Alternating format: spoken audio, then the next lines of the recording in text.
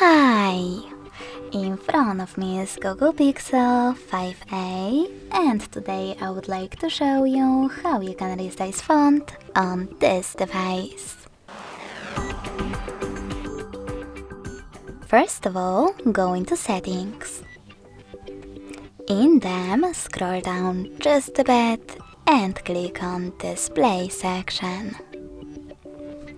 Now scroll down again. Click on Display Size and Text. And finally swipe left or right on this font size slider. You can see a preview above. When you're ready, click on the back button and as you can see, size of my font has changed.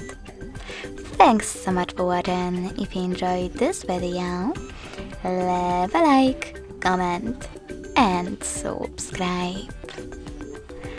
Bye!